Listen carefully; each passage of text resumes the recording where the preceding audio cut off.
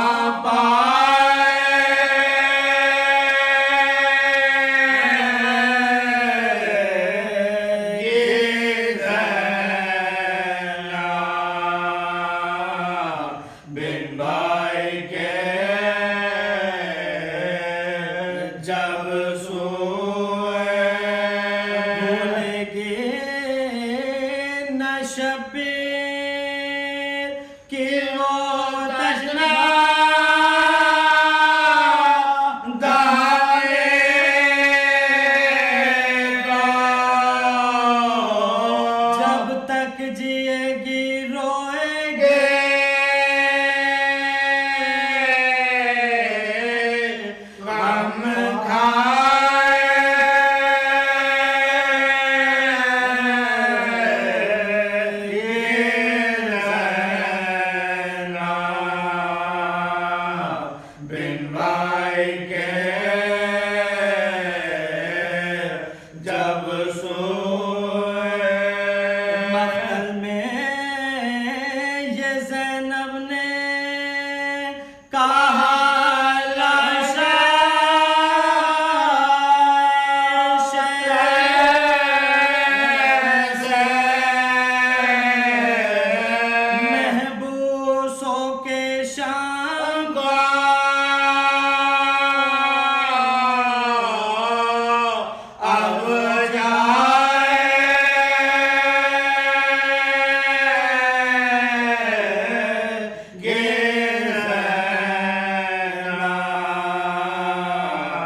بن بھائی کے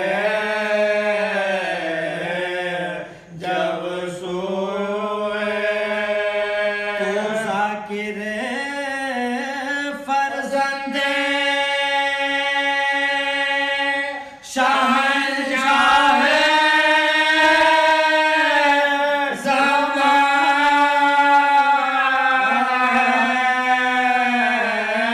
مجھ تجھے فردوس میں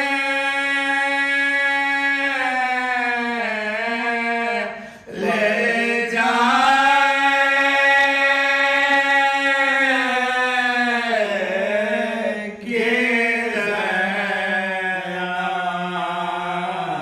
بن بھائی کے جب سوئے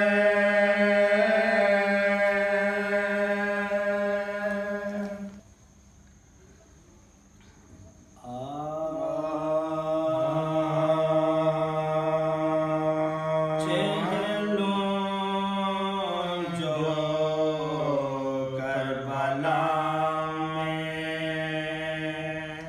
72 کا ہو چکا پیوند بے کسوں کے تنو سر کا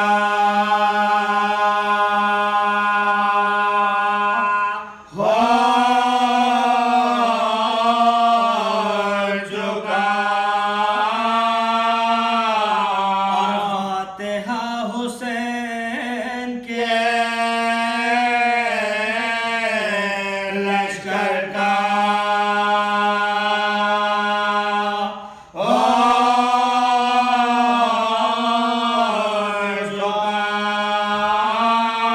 قبروں پشور آل پیمبر کا ہو چکا ماتم میں 3 روز رہے جو شہن سے روئے لپٹ لپٹ کے مزار حسین سے مثل چرا کورے غریب بابا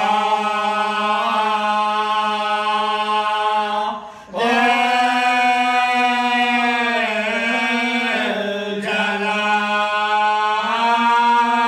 پھولوں کے ساتھ قبروں پر لگتے جگر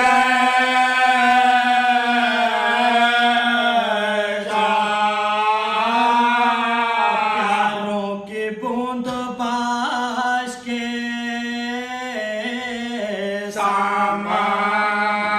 سامان جو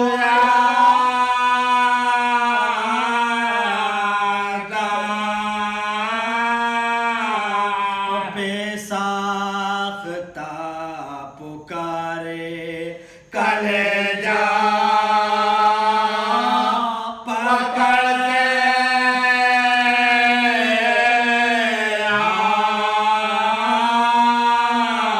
اب کس کے ساتھ داخل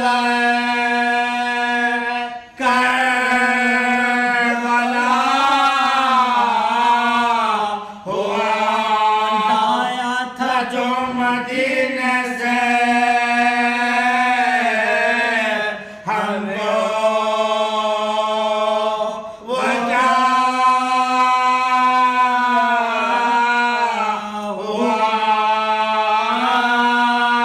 آئے تھے دوسری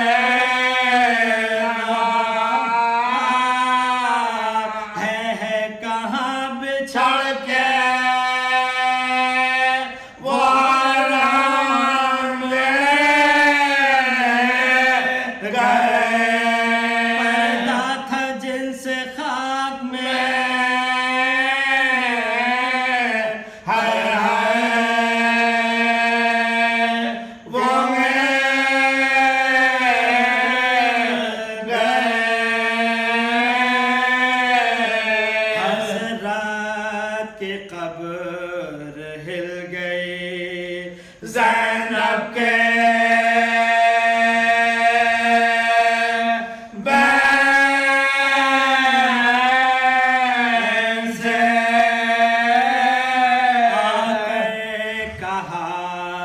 بشیر نے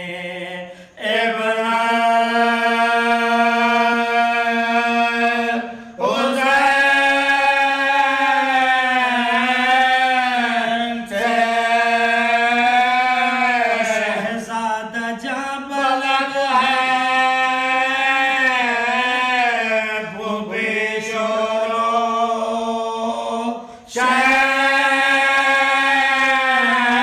شہن سے وطن کو قبر شہر مشرق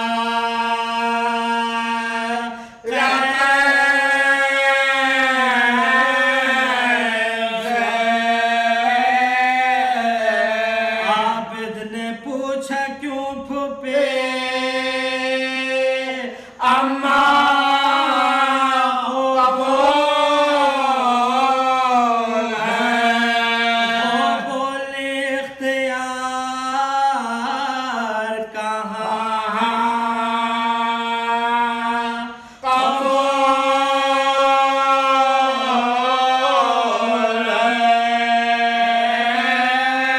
حسینہ پکاری کوچ کا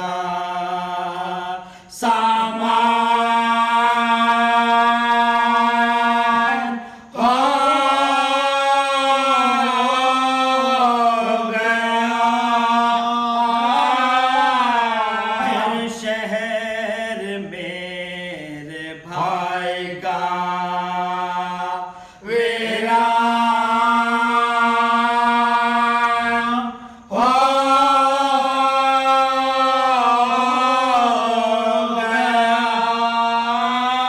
عاشور کا مقابلہ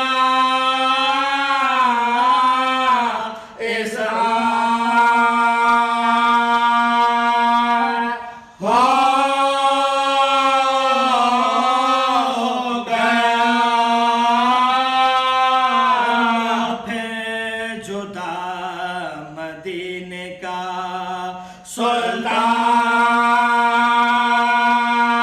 سلطان ہو گیا آئے مسافروں کو میرے وہ زمین پسند دنیا میں جس زمین کو بسے نئے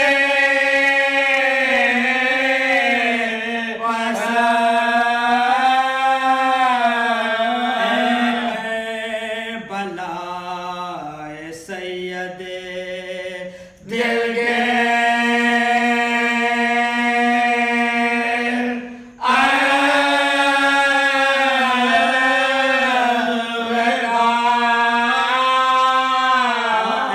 قتل گاہ حضرت شب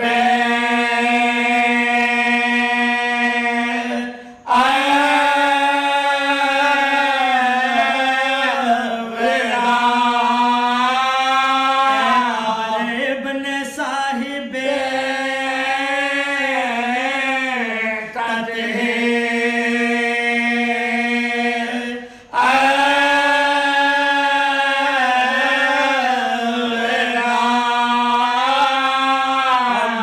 بھائی جان جاتی ہے ہم سے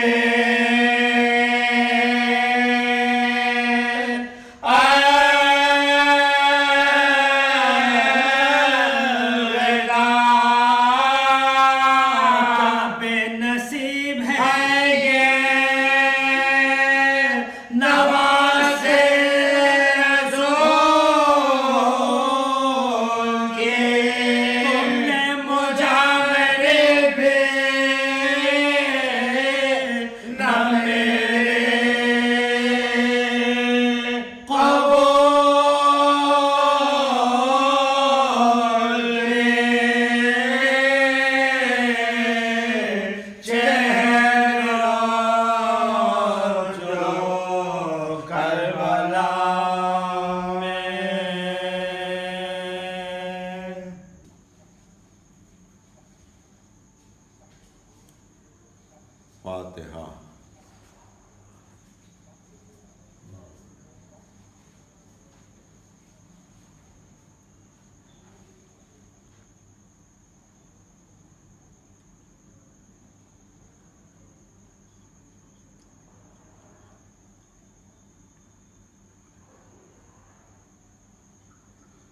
اللهم صل على محمد وآل محمد.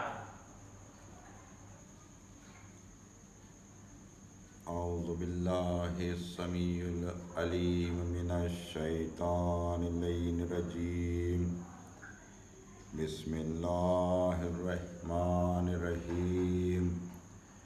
الحمد للہ رب العالمین والصلاة والسلام علی اشرف الانبیاء والمرسلین وسیدنا ونبینا وشفیعنا ابو القاسم محمد. اللهم صل على محمد وآل محمد.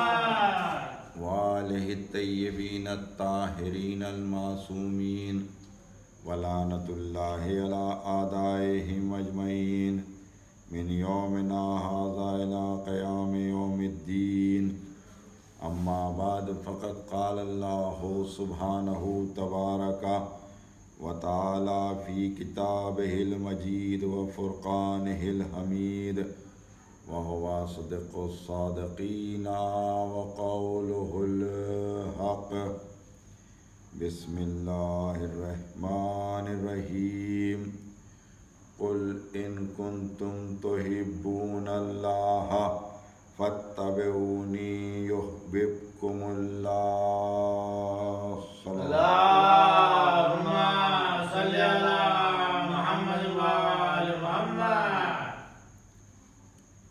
اس آیے کریمہ کے ذیل میں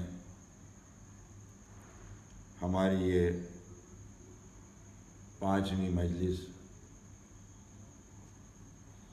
اور اس عشرہ اربعین کی یہ آخری مجلس. اس آیہ کریمہ میں خالق کائنات اپنے بندوں کو اس قانون کے تحت زندگی گزارنے کا حکم دے رہا ہے جو قانون اس نے اپنے حبیب کو دے کر اس دنیا میں بھیجا تھا.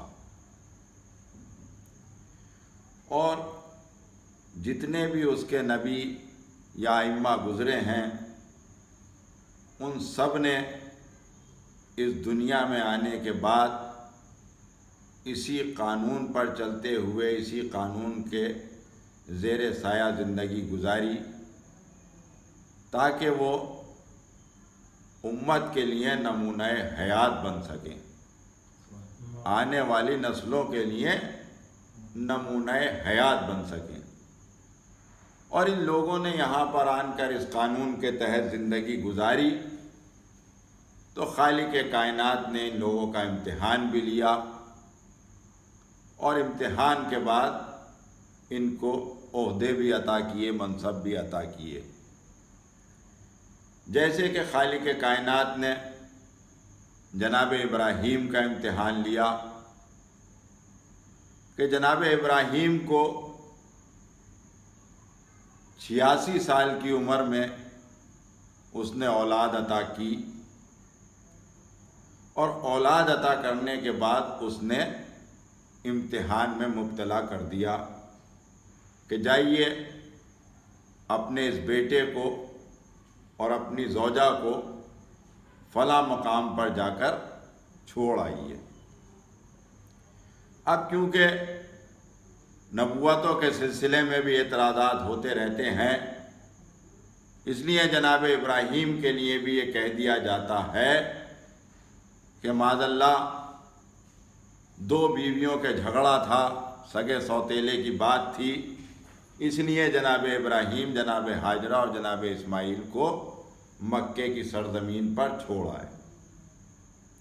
تو عزیزان محترم، پہلی بات تو یہ ہے کہ نبی کے لیے یہ بات سوچنا بھی گناہ عظیم ہے، اس لیے کہ نبی معصوم ہوتا ہے. جناب ہاجرہ جناب سارا بھلے ہی معصوم نہ ہو لیکن ابراہیم تو معصوم ہے، تو ان کے لیے یہ سوچنا بھی گناہ عظیم ہے. اور اگر پھر 2 بیویوں کے جھگڑے کی بات ہوتی تو کیا شام کے جنگلوں میں اتنی جگہ نہ تھی کہ جناب ابراہیم جناب ہاجرہ اور جناب اسماعیل کو شام کے جنگلوں میں چھوڑ آتے؟ اس لیے کہ آپ شام کے رہنے والے ہیں، وہیں کے جنگلوں میں چھوڑ آتے۔ لیکن نہیں، جناب ابراہیم کا جناب ہاجرہ اور جناب اسماعیل کو شام کے جنگلوں میں نہ چھوڑنا اور اتنی مسافت طے کر کے مکے جا کر صفا اور مروہ کے درمیان کعبے کے نزدیک چھوڑنا اس بات کی دلیل ہے کہ دو بیویوں کے جھگڑے کی بات نہیں تھی، سگے سوتیلے کی بات نہیں تھی، بلکہ حکم پروردگار عالم سے گئے تھے۔ یہ دو سگے سوتیلے کی بات نہیں تھی، بلکہ وہ حکم پروردگار عالم سے گئے تھے۔ اور خالق کائنات نے انہیں امتحان میں کیوں مبتلا کیا؟ کیوں؟ اس لیے کہ نگاہ قدرت میں یہ بات تھی کہ میں ابراہیم کا امتحان لوں گا اور ابراہیم اس امتحان میں پاس ہو جائیں گے، اور جب وہ اس امتحان میں کامیاب ہو جائیں گے تو میں نے یہ طے کر رکھا ہے کہ انہیں اپنے ایک خاص عہدے سے نوازوں گا، انہیں ایک اپنا خاص عہدہ عطا کروں گا۔ اور نگاہ قدرت دیکھ رہی تھی کہ جب میں وہ عہدہ ابراہیم کو عطا کروں گا تو ابراہیم وہ عہدہ اپنی ذریت کے لیے مانگیں گے، اپنی اولاد کے لیے مانگیں گے، اور میرا ازلی فیصلہ یہ ہے کہ میں وہ عہدہ ابراہیم کی اولاد میں عطا کر دوں گا۔ اسی لیے امتحان میں مبتلا کیا کہ اگر اولاد کے لیے چاہیے تو فراق برداشت کرو، اولاد کو وہاں چھوڑ کر آؤ۔ کیوں؟ اس لیے کہ اگر امتحان نہ لیا ہوتا تو ابراہیم شام ہی میں رہ گئے ہوتے، تو پھر یہ جناب اسماعیل کی نسل جو ہے شام میں ہی پلتی، شام ہی میں نشو و نما پاتی۔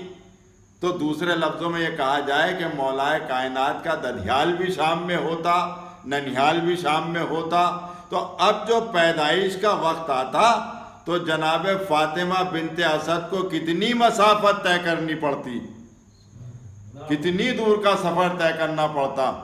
اسی لیے امتحان میں مبتلا کیا کہ اگر اولاد کے لیے چاہیے تو جاؤ، اس لیے کہ میں اپنے اس منصوص امامت کا آغاز اپنے گھر سے کرنا چاہتا ہوں۔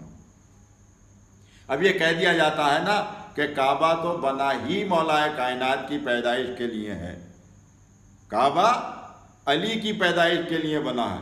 نہیں، کعبہ علی کی پیدائش کے لیے نہیں بنا ہے۔ جناب ابراہیم جب چھوڑنے گئے تھے تو وادی غیر ذی زرع تھی، جس کا قرآن میں ذکر ہے کہ کہیں زندگی کا کوئی نشان نہیں تھا، وہاں پر کوئی آبادی نہیں تھی۔ ابراہیم اس نسل کو چھوڑنے کے لیے گئے تو صرف کعبہ میرے مولا کی پیدائش کے لیے نہیں بنا ہے، بلکہ پورا مکہ بسایا گیا ہے مولا کائنات کی پیدائش کے لیے۔ صلوات پڑھیے محمد۔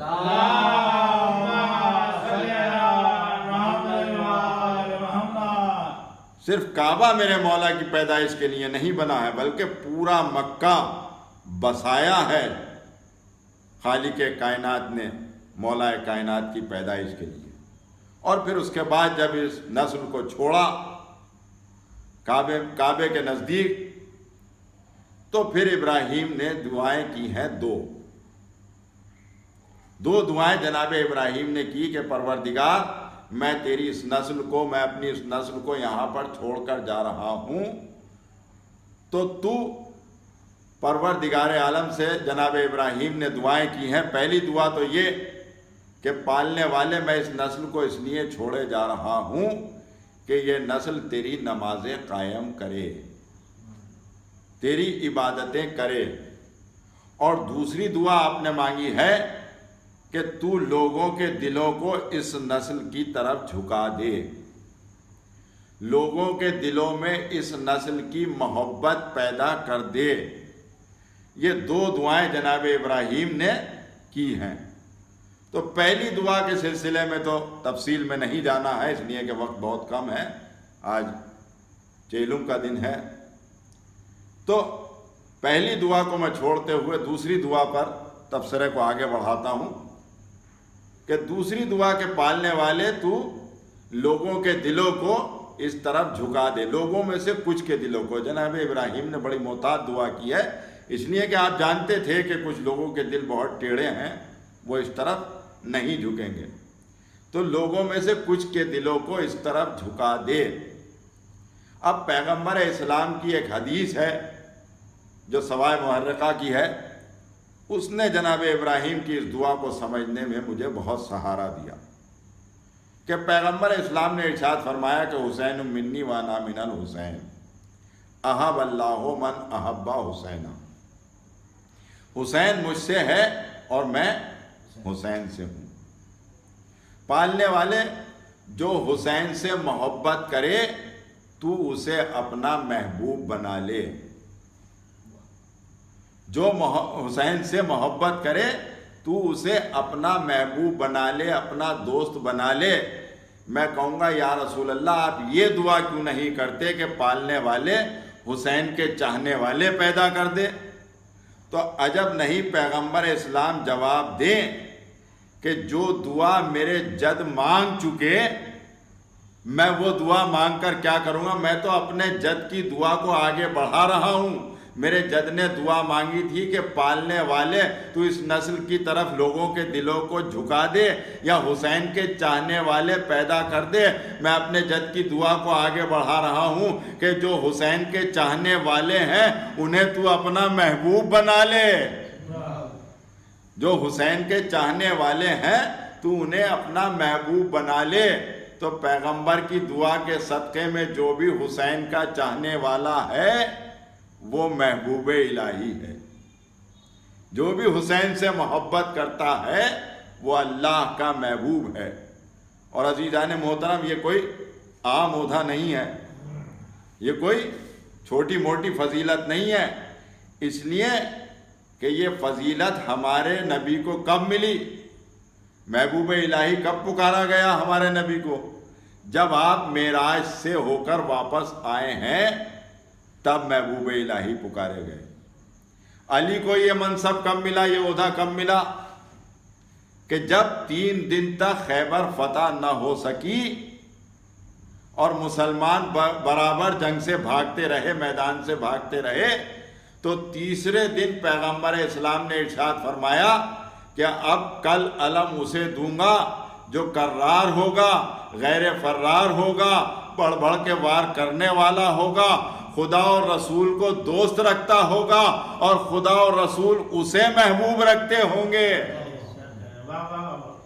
تو جو عہدہ معراج سے واپس آنے کے بعد ہمارے نبی کو ملا، جو عہدہ علی کو میدان خیبر میں ملا، پیغمبر کی دعا کے صدقے میں ہر حسینی کو یہ عہدہ حاصل ہو گیا۔ صلوات پڑھیے محمد والے۔ پیغمبر کی دعا کے صدقے میں ہر حسینی محبوب الہی ہے۔ تو اب جو محبوب الہی ہوگا کیا وہ کوئی گناہ کرے گا؟ کیا وہ کسی حرام کے قریب جائے گا؟ اب آج اسی فرش اعضاء سے طے کر کے اٹھیے، یا تو یہ کہہ دیجئے کہ ہم حسینی ہیں ہی نہیں، تو پھر کوئی جھگڑا ہی نہیں ہے، کوئی ذمہ داری نہیں ہے، جو جی میں آئے کرتے رہیے۔ لیکن اگر یہ کہہ دیا آپ نے کہ ہم حسینی ہیں، یا یہ نہیں کہہ سکتے کہ ہم حسینی نہیں ہیں، تو پھر آپ محبوب الہی ہیں، اور جب محبوب الہی ہیں تو پھر آپ کی ذمہ داری بہت بڑی ہے۔ محبوب الہی کبھی کسی حرام کے قریب نہیں جائے گا، کبھی واجبات کو ترک نہیں کرے گا، کبھی کسی کا دل نہیں دکھائے گا، کبھی کسی کی زمین پر قبضہ نہیں کرے گا، بلکہ اس کی زندگی ایسی گزرے گی جیسے کہ خالق کائنات نے اس آیت میں بتایا ہے کہ اس طرح سے زندگی گزارو جیسے ہمارے ولیوں نے آن کر اس دنیا میں زندگی گزاری ہے۔ صلوات پڑھیے محمد۔ اللہم صلی علی محمد وآل محمد۔ اور اسی لیے تو ارشاد ہوا ہے، اسی لیے خالق کائنات نے ارشاد فرمایا ہے کہ قُلْ لَا أَسْأَلُكُمْ عَلَيْهِ أَجْرًا إِلَّا الْمَوَدَّةَ فِي الْقُرْبَى، کہ میرے قرابت داروں کی محبت، رسول کے قرابت داروں کی محبت میرے دین کی قیمت ہے۔ خالق کائنات نے اس آیت کے ذریعے سے اپنے دین کی قیمت معین کر دی۔ اس کو ایک مثال سے سمجھا جا سکتا ہے کہ جیسے مان لیجئے ایک دکاندار ہے، اس نے اپنی دکان کا سارا سامان سجا دیا، اور سجانے کے بعد اس نے ہر چیز کی قیمت الگ الگ لکھ دی۔ اب کیا وہ ہر آنے جانے والے سے کہے گا کہ میاں ہمارا یہ سامان ہے، اس کی قیمت یہ ہے، تم یہ خرید لو، یہ قیمت ادا کرو؟ نہیں، کسی سے نہیں کہے گا۔ قیمت لکھنے کا مطلب ہی یہ ہوتا ہے کہ دیکھو یہ ہمارا سامان ہے، اس کی قیمت یہ ہے، آپ سامان دیکھیے، سامان اچھا لگے تو لے لیجئے، قیمت ادا کر دیجئے۔ بس یہی مسئلہ یہاں پر ہے کہ اسلام کی دکان پر کار رسالت کا سارا سامان سج گیا تو خالق کائنات نے اپنے حبیب سے کہا کہ میرے حبیب قرآن کے بورڈ پر اس کی قیمت لکھو، قُلْ لَا أَسْأَلُكُمْ عَلَيْهِ أَجْرًا إِلَّا الْمَوَدَّةَ فِي الْقُرْبَى۔ بس اب جسے دین اچھا لگے گا اجر رسالت ادا کرتا جائے گا، دین لیتا چلا جائے گا، جسے سامان اچھا لگے گا قیمت ادا کرتا چلا جائے گا، دین لیتا چلا جائے گا۔ صلوات پڑھیے محمد۔ اللہم صلی علی محمد وآل محمد۔ تو خالق کے کائنات نے اپنے دین کی قیمت معین کر دی۔ میں کہوں گا پالنے والے، تو دین میں تو کسی بھی طرح کی چوچرا قبول نہیں کرتا، پھر یہ بتا کہ تو نے اپنے دین کی قیمت غیر اللہ کی محبت کیوں قرار دی؟ اگر سارے مسلمان اجتماع کر لیں اور سب ایک جگہ ہو کر بیٹھ جائیں اور یہ کہیں کہ میاں یہ جو نماز ہے 1.5 منٹ میں 1 رکعت نمٹ جاتی ہے، بہت چھوٹی سی ہے، اور بہت لمبی چوڑی سی نماز تیار کر لیں، تو کیا تیرے نزدیک قابل قبول ہوگی؟ نہیں، اللہ کے نزدیک قابل قبول نہیں ہوگی۔ روزے کا ہے، اس نے 30 روزے رمضان کے واجب کیے ہیں۔ اگر جاڑوں میں رمضان آ رہا ہے تو میاں چھوٹا سا روزہ ہے، 30 روزوں میں کہاں مزہ آئے گا؟ 45 دن کے روزے ہو جائیں یا 2 مہینے کے ہو جائیں، یا گرمیوں کا رمضان ہے تو 20 دن میں روزے ہو جائیں، نہیں۔ واجب کا مطلب ہی یہ ہے کہ جتنا کہا گیا ہے اتنا کرو، جس وقت پر کہا گیا ہے اسی وقت پر ادا کرو۔ اگر یہ کہہ دیا جاتا کہ میاں سال بھر میں 30 روزے واجب ہیں، جس وقت چاہو رکھ لو، یا نمازوں کا حساب لگایا جاتا 17 رکعت کا کہ سال بھر میں اتنی رکعت بیٹھتی ہے، جب دل چاہے کر لو۔ اگر خالق کائنات نے یہ چھوٹ دے دی ہوتی تو میری نظر میں روزے تو ہو جاتے جاڑوں والے اور نمازیں ہو جاتی گرمیوں والی۔ نمازیں ساری گرمیوں میں پڑھی جاتی اور روزے سارے جاڑوں میں رکھے جاتے، لیکن نہیں، واجب کا مطلب ہی یہ ہے کہ جتنا کہا جائے اتنا ادا کرو، جس وقت پر کہا جائے اسی وقت پر ادا کرو۔ تو میں کہوں گا پالنے والے، تو نے اپنے دین کی قیمت غیر اللہ کی محبت کیسے قرار دی؟ تو عجب نہیں جواب قدرت آئے کہ میں نے غیر اللہ کی محبت کو کب اپنے دین کی قیمت قرار دیا ہے؟ کہ یہ ہے نا قُلْ لَا أَسْأَلُكُمْ عَلَيْهِ أَجْرًا إِلَّا الْمَوَدَّةَ فِي الْقُرْبَى، کہ رسول کے قرابت داروں کی محبت میرے دین کی قیمت ہے۔ تو خالق کائنات کہے گا کہ میں نے پہلے ان کی محبت کو اپنی محبت بنایا، اس کے بعد میں نے اپنے دین کی قیمت قرار دیا۔ تو پالنے والے، پھر ان کی محبت تیری محبت کیسے ہو گئی؟ کہ ڈھونڈو قرآن میں مل جائے گا کہ ان کی محبت میری محبت کیسے ہو گئی۔ اب ڈھونڈنا شروع کیا تو مل گیا کہ آ گئی ایک اللہ والی، اللہ کے گھر میں عبادتیں ہو رہی ہیں، دن و رات تسبیح و تحلیل، نہ چولہا چوکی کی فکر ہے، نہ کھانے کی فکر ہے، بس جب بھوک لگتی ہے اللہ کی طرف سے آ جاتا ہے۔ دسترخوان آیا، باپ نے پوچھا کہ یہ کہاں سے آیا ہے؟ بتایا اللہ کی طرف سے آیا ہے۔ جناب مریم بیت المقدس میں آ گئی، دسترخوان آتے رہے، میوے آتے رہے، کھانے آتے رہے، کھاتی رہیں۔ یہ سلسلہ کب تک چلا؟ جب تک جناب عیسیٰ کی ولادت نہ ہو گئی، جب تک یہ سلسلہ چلتا رہا۔ جیسے ہی جناب عیسیٰ کی ولادت کا وقت آیا، اب حکم ہوا کہ مریم یہاں سے ہٹ جاؤ، ہمارے گھر سے نکل جاؤ، یہ ہمارا گھر ہے، تمہارا زچا خانہ نہیں۔ ایسا کہہ دیا جاتا ہے کہ یہ ہمارا گھر ہے، تمہارا زچا خانہ نہیں ہے۔ اگر یہ بات کہہ دی جائے تو قانون قدرت کبھی بدلہ نہیں کرتا۔ آج مریم تو نکل جائیں گی، مگر کل کو فاطمہ بنت اسد آئیں گی کیسے؟ جب قانون قدرت یہ ہے کہ اللہ کا گھر کسی کا زچا خانہ نہیں بن سکتا، تو آج مریم تو باہر نکل جائیں گی، کل کو فاطمہ بنت اسد آئیں گی کیسے؟ تو پھر یہ بتائیے کہ فاطمہ بنت اسد کو بلایا کیوں گیا اور مریم کو نکالا کیوں گیا؟ تو میرا تو ذہن جہاں تک پہنچتا ہے وہ میں آپ کے سامنے پیش کر دیتا ہوں کہ مریم کو بیت المقدس سے، اللہ کے گھر سے اس لیے نکالا گیا کہ نگاہ قدرت دیکھ رہی تھی کہ مریم کی گود میں جو بچہ آنے والا ہے اسے ایک قوم بہکے گی تو اللہ کا بیٹا کہے گی، اس لیے باہر نکالا کہ کہیں ہمارے گھر میں پیدا نہ ہو جائے، ورنہ خدا کا بیٹا کہنے والوں کو دلیل مل جائے گی کہ اگر خدا کا بیٹا نہ ہوتا تو پھر خدا کے گھر میں کیوں پیدا ہوتا۔ صلوات پڑھی محمد۔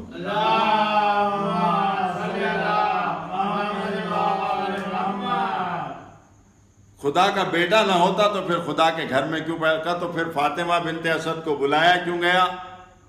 تو فاطمہ بنت اسد کو اس لیے بلایا گیا کہ نگاہ قدرت دیکھ رہی تھی کہ فاطمہ بنت اسد کی گود میں جو بچہ آنے والا ہے اسے ایک قوم بہکے گی تو خدا کا بیٹا نہیں کہے گی بلکہ خدا کہے گی۔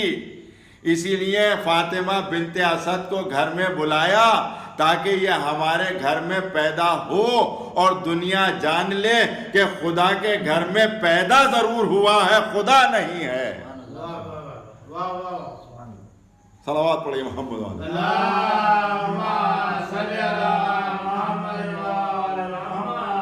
خدا کے گھر میں پیدا ہوا ہے، خدا نہیں ہے۔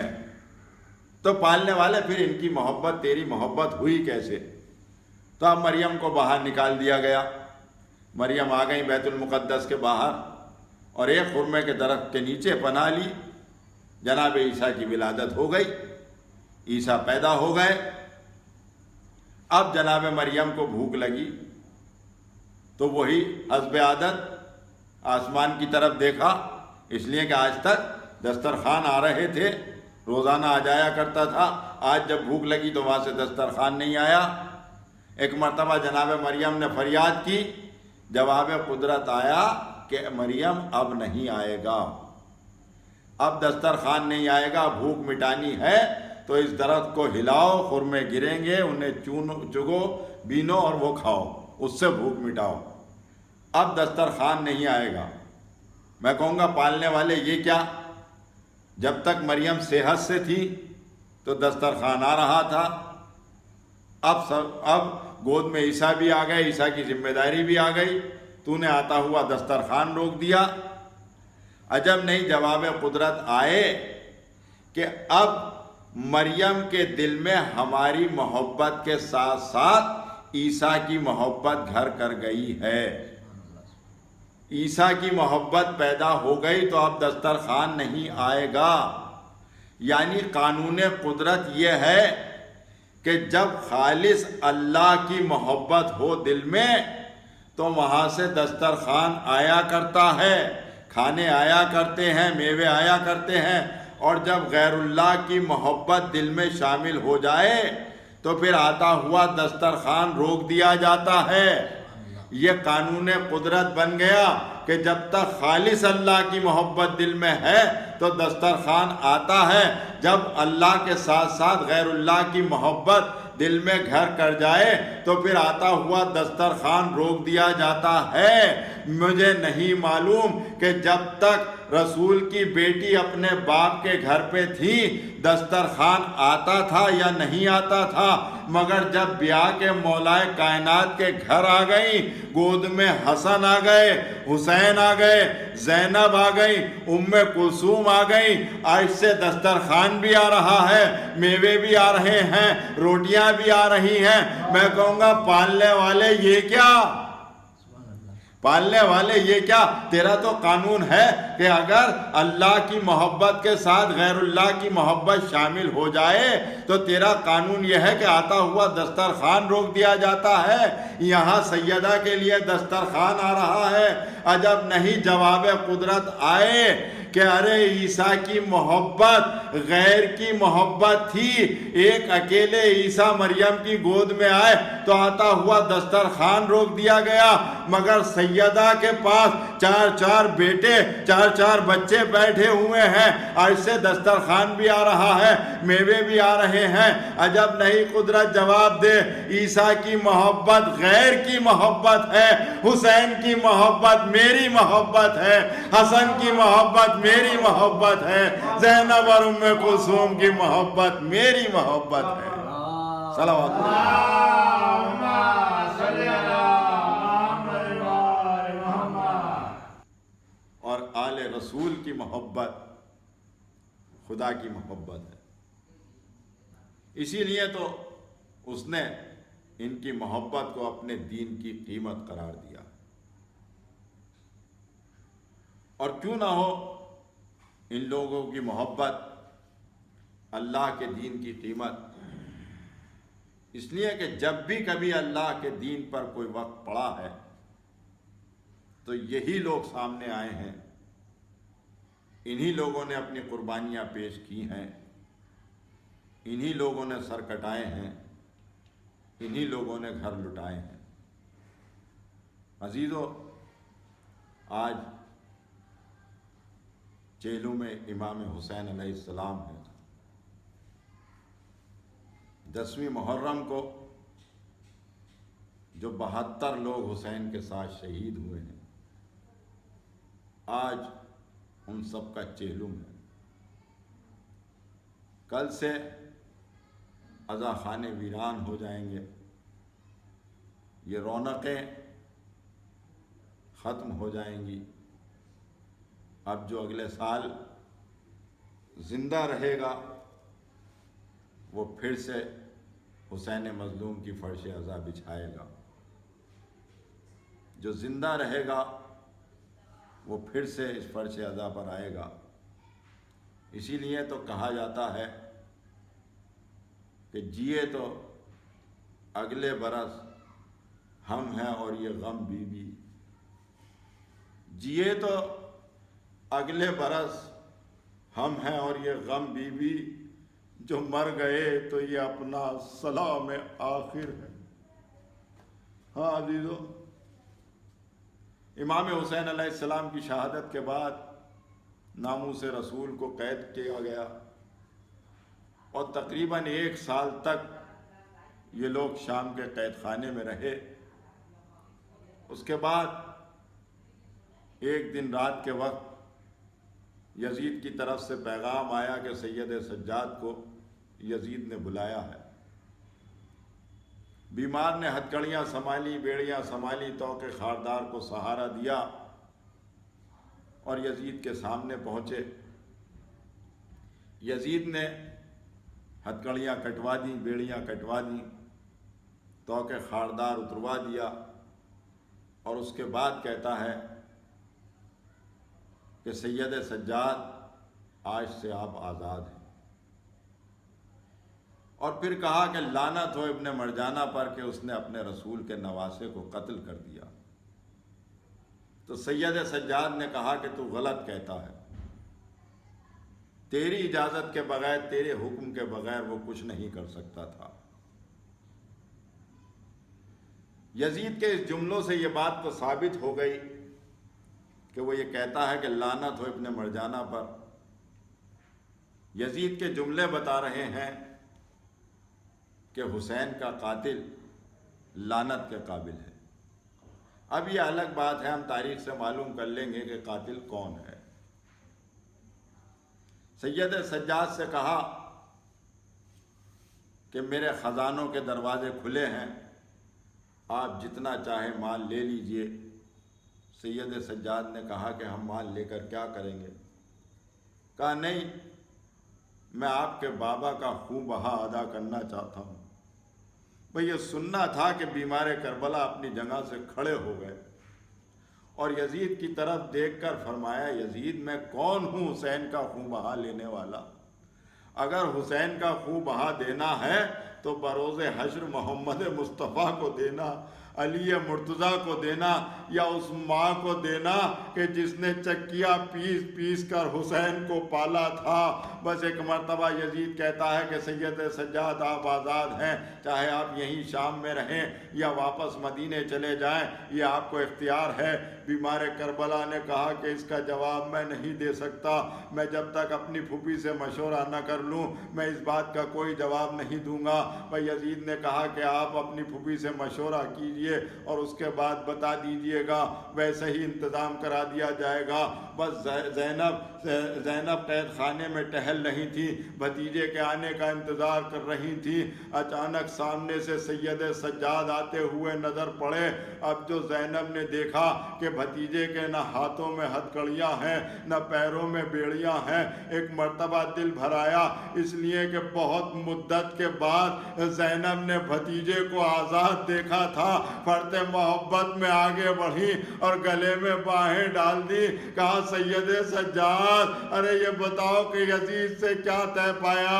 بیمار کربلا نے کہا کہ پھوپھی ہم آزاد کر دیے گئے۔ یزید کہتا ہے کہ آپ یہیں شام میں رہو یا مدینے واپس چلے جاؤ، ویسا ہی انتظام کرا دیا جائے گا۔ کہا بیٹا پھر تم نے کیا جواب دیا؟ کہا میں نے یہی کہا کہ اس کا جواب میں اپنی پھوپھی سے رائے مشورہ کر کے دوں گا، اب بتائیے کہ آپ کی کیا رائے ہے؟ ایک مرتبہ زینب نے سر کو جھکا کر کہا میرے لال سید سجاد پلٹ کر جانا تو مدینے ہی ہے، مگر ابھی تو زینب اپنے بھائی کو جی بھر کے روئی بھی نہیں ہے۔ بیٹا یزید سے کہو کہ ایک مکان خالی کرا دے تاکہ ہم اس میں جائیں اور اپنے بھائی کی فرش عزا بچھائیں، اپنے 72 کا ماتم کر لیں۔ اور بیٹا یزید سے یہ بھی کہنا کہ جو کچھ ہمارا لوٹا ہوا سامان ہے وہ بھی واپس کرا دے۔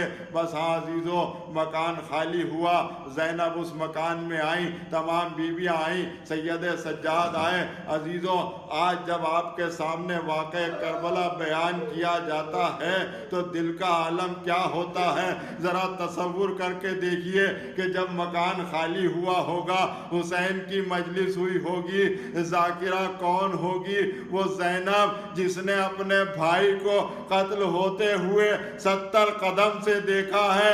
جب زینب نے مصائب بیان کیے ہوں گے، گریہ کا عالم کیا ہوا ہوگا، کس طرح سے گریہ ہوا ہوگا۔ شام کی عورتیں پرسے کے لیے آئیں، یزید نے لٹا ہوا سامان واپس کیا، سروں کی آمد ہوئی، حسین کا سر آیا، زینب نے آگے بڑھ کے گود میں لے لیا، عباس کا سر آیا، ام کلثوم نے آگے بڑھ کر گود میں لے لیا، قاسم کا سر آیا، ام فروہ آگے بڑھی، علی اصغر کا سر آیا، رباب نے آگے بڑھ کر اپنی گود میں لے لیا۔ سروں کی آمد ہوتی رہی، ہوتے ہوتے 2 ننھے سر آئے۔ جب وہ ملازم سر لے کر آیا، کوئی بیوی آگے نہ بڑھی، انہوں نے لے جا کر ایک مقام پر رکھ دیا۔ شام کی عورتوں نے دیکھا کہ یہ 2 سر ایسے ہیں کہ جن پر کوئی گریہ نہیں کر رہا۔ ایک مرتبہ پہلے سروں کی طرف دیکھا اور اس کے بعد بیویوں کی طرف مخاطب ہو کر کہا بیویوں یہ بتاؤ کہ ان بچوں کی ماں زندہ نہیں ہے؟ کیا ان بچوں کی ماں زندہ نہیں ہے؟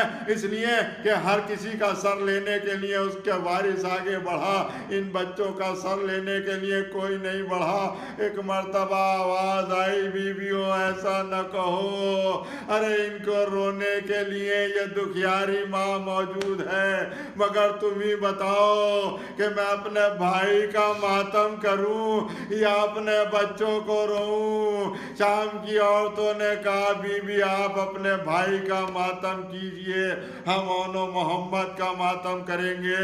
اور اس کے بعد لٹا ہوا سامان آنا شروع ہوا، چادریں آئیں، زینب نے ایک ایک کی چادر اٹھا کر دی۔ ایک چادر اٹھائی، ام لیلہ لو یہ تمہاری چادر ہے، ایک چادر اٹھائی، ام فروہ لو یہ تمہاری چادر ہے، ام کلثوم یہ تمہاری چادر ہے، رقیہ یہ تمہاری چادر ہے، رباب یہ تمہاری چادر ہے۔ اس کے بعد ان چادروں میں ایک چھوٹی سی چادر باقی رہ گئی۔ ایک مرتبہ زینب نے چادر کو اٹھایا، زندان کا رخ کیا۔ سکینہ، ارے تجھے پردے کا بڑا خیال تھا، لے سکینہ تیری چادر آ گئی۔ لے سکینہ تیری چادر آ گئی۔ بس ہاں عزیزو، اس کے بعد حسین کی یہ مجلس ختم ہوئی اور یہ قافلہ چلا، شام سے رخصت ہوا۔ ایک مرتبہ ثانیہ زہرا نے کہا میرے لال اس قید خانے، اس قافلے کو قید خانے کی طرف سے لے کر چلنا، اس لیے کہ ہم لوگ آخری مرتبہ سکینہ سے رخصت ہو لیں۔ بس عزیزو، یہ قافلہ قید خانے میں آیا، ایک ایک بی بی سکینہ کی قبر سے رخصت ہوئی، ایک ایک بی بی نے قبر پر گریہ کیا، اور اس کے بعد سب بیویاں وہاں سے نکل گئیں، سواریوں میں سوار ہو گئیں۔ مگر جب سید سجاد نے شمار کرنا شروع کیا تو شمار کرتے کرتے ایک مرتبہ پھوپھی سے کہا، پھوپھی اماں ساری بیویاں تو موجود ہیں مگر اماں رباب دکھائی نہیں دیتی۔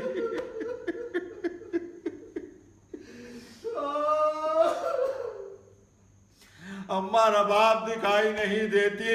زینب سمجھ گئی، چل میرے لال۔ پھر اس کے بعد دونوں پھوپھی بھتیجے پلٹ کر آئے، قید خانے میں آئے تو کیا دیکھا کہ رباب سکینہ کی قبر پر منہ رکھے ہوئے گریہ کر رہی ہیں۔ ایک مرتبہ زینب نے جا کر شانہ ہلایا، کہا چلیے بھابھی سواری تیار ہے، وطن چلیے۔ رباب نے ایک مرتبہ زینب کی طرف بڑے غور سے دیکھا اور اس کے بعد کہا، شہزادی یہ بتائیے کہ میں مدینے جا کر کیا کروں گی؟ میں وطن جا کر کیا کروں گی؟ میرا وطن میں کون ہے؟ اس لیے کہ میں اپنے وارث کے ساتھ آئی تھی، گود میں 2 بچے تھے، وارث کربلا میں سو رہا ہے، ایک بچہ کربلا میں ہے، دوسرا شام میں ہے، میں مدینے جا کر کیا کروں گی؟ سید سجاد نے سمجھایا، زینب نے دلاسا دیا۔ بس عزیزو تصور کر لیجئے کہ 4 برس کی بچی کی قبر سے 1 ماں کس طرح سے رخصت ہوئی ہوگی، وہ بھی اس عالم میں کہ اب ہزاروں میل اپنے وطن چلی جائے گی، پھر پلٹ کر آنا جانے نصیب ہوگا یا نہ ہوگا۔ بس تصور کر لیجئے، رباب سوار ہوئی، قافلہ چلا۔ ایک مرتبہ ثانیہ زہرا نے سید سجاد سے کہا کہ میرے لال ہمیں جانا تو مدینے ہی ہے، مگر اس راستے سے لے کر چلنا کہ ہم کچھ دن کربلا میں بھی رک لیں۔ سید سجاد نے بشیر سے کہا کہ ہمیں اس راستے سے لے کر چلنا کہ ہمیں پہلے کربلا میں رکنا ہے، اس کے بعد مدینے جانا ہے۔ بس یہ قافلہ آگے بڑھا، آگے بڑھتے بڑھتے کربلا کے قریب پہنچا۔ جب یہ قافلہ کربلا میں پہنچنے والا تھا تو حسین کی قبر کے جو پہلے ظاہر ہیں جابر ابن عبداللہ انصاری اپنے غلام کے ساتھ امام کی زیارت کے لیے کربلا میں آئے تھے۔ یہ امام حسین علیہ السلام کی قبر کے پہلے ظاہر ہیں۔ جناب جابر ابن عبداللہ انصاری نابینا تھے، رسول کے صحابی تھے۔ ایک مرتبہ جب کربلا میں پہنچے ہیں تو غلام سے کہا کہ غلام مجھے میرے آقا اور مولا امام حسین علیہ السلام کی قبر پر لے کر چل۔ غلام نے چاروں طرف دیکھا اور دیکھنے کے بعد کہا، آقا یہاں تو ہزاروں کی تعداد میں قبریں ہیں، میں کیسے پہچانوں کہ آپ کے آقا اور مولا امام حسین کی قبر کون سی ہے؟ ایک مرتبہ جناب جابر نے کہا کہ مجھے لے جا کر ان قبروں کے درمیان کھڑا کر دے۔ غلام نے لے جا کر جابر کو قبروں کے درمیان کھڑا کر دیا۔ جب جابر قبروں کے درمیان آ گئے، ایک مرتبہ جابر نے بآواز بلند کہا السلام علیکہ یا ابا عبداللہ۔ ابھی جملے مکمل نہ ہوئے تھے کہ قبر سے آواز آئی علیکہ السلام یا جابر ابن عبداللہ انصاری۔ امام کی قبر سے جواب سلام آیا۔ جابر اس طرف کو دوڑے اور جا کر اپنے کو امام کی قبر پر گرا دیا، حسین کی قبر پر گرا دیا، گریہ کرنا شروع کیا۔ ابھی گریہ کر ہی رہے تھے کہ غلام نے کہا کہ آقا ایک طرف سے گرد و غبار اٹھ رہا ہے، ایسا معلوم ہوتا ہے کہ کوئی لشکر آ رہا ہے، ہو سکتا ہے ان قبروں کو مسمار کرنے کے لیے پھر سے شام کا لشکر آ رہا ہو۔ جناب جابر نے کہا کہ میری تلوار دے اور تم مجھے بتاتا رہنا کہ وہ لشکر کس طرح کا ہے۔ اپنی تلوار لے کر امام حسین علیہ السلام کے قبر کے قریب کھڑے ہو گئے۔ ابھی کھڑے ہی ہوئے تھے کہ حسین کی قبر سے آواز آئی جابر میری قبر سے ہٹ جا۔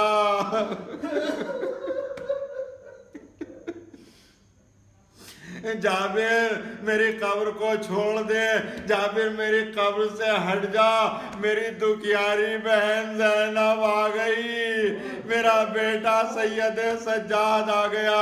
بس جابر قبر سے ہٹے اور دور جا کر اپنے کو چھپا لیا اور غلام سے کہا کہ مجھے بتاتے رہنا کہ یہ قافلہ کس طرح کا ہے۔ بس ایک مرتبہ ہماریاں آگے بڑھیں اور ایک مرتبہ جیسے ہی یہ لوگ مقتل حسین کے قریب پہنچے تو راوی یہ بیان کرتے ہیں کہ ہر بی بی نے اپنے کو اپنی سواری سے گرا دیا اور اس کے بعد کونیوں کے بل چلتے ہوئے اپنے اپنے وارث کی قبر پر پہنچی۔ زینب بھی کونیوں کے بل چلتے ہوئے بھیا کی قبر پر پہنچی اور وہ گریہ ہوا، وہ حسین کا چیلم ہوا، حسین کا پہلا چیلم زینب نے قید خانے میں منایا تھا۔ یہ اپنے بھیا کا دوسرا چیلم ہے جو زینب کربلا میں منا رہی ہے۔ جناب جابر نے غلام سے کہا کہ یہ بتا کہ ان قافلے میں کس طرح کے لوگ ہیں۔ اس نے کہا کہ سب عورتیں ہیں، بس ایک انتہائی نحیف و لاغر جوان ہے کہ جس کی کمر بھی جھک چکی ہے۔ ایک مرتبہ اس نے کہا، جناب جابر نے کہا کہ مجھے ان کے قریب لے کر چل۔ غلام نے ہاتھ کو پکڑا، آہستہ آہستہ چلتے ہوئے سید سجاد کے قریب آئے۔ ایک مرتبہ جناب جابر نے پوچھا کہ آپ کون ہیں؟ سید سجاد نے کہا چچا جابر پہچانیے، میں حسین کا بیٹا علی ابن الحسین ہوں۔ بھئی یہ سننا تھا کہ جناب جابر آگے بڑھے اور آگے بڑھ کر سید سجاد کے گلے میں باہیں ڈال دی اور زور سے دبانا شروع کیا۔ فرتے محبت میں امام سے چپٹ گئے۔ امام نے کہا چچا اس طرح سے نہ چپٹیے، اس طرح سے نہ دبائیے، ابھی گلے پر توقے خاردار کے نشان ہیں، ہاتھوں میں ہتھ کڑیوں کے نشان، پیروں میں بیڑیوں کے نشان۔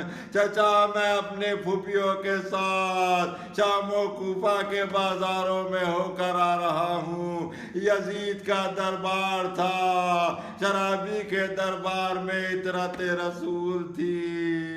چچا جابر کیا پوچھتے ہیں، ہم پر کیا کیا گزر گئی، بابا کا چیلم کرنے آیا ہوں۔